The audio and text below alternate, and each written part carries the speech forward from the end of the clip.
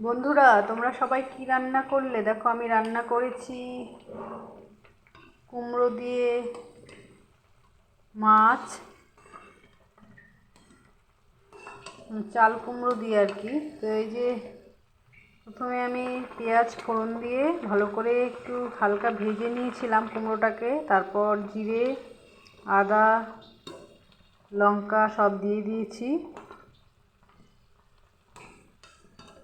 তো ঝোলটাও ফুটে উঠেছে, এবার মাছগুলো দেবো। তো আমার এখানে দু রকমের মাছ আছে, কালকের ছিল, সেটা দিয়ে রান্না করছি।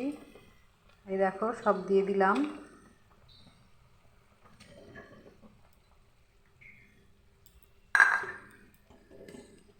তো এইভাবে কিন্তু মাছ রান্না করলে খেতে ভীষণ ভালো লাগে। তো ঝোলটা আরেকটু টানবে, আর একটু শুকিয়ে এলেই আমি ঝোলটা নামিয়ে নেব।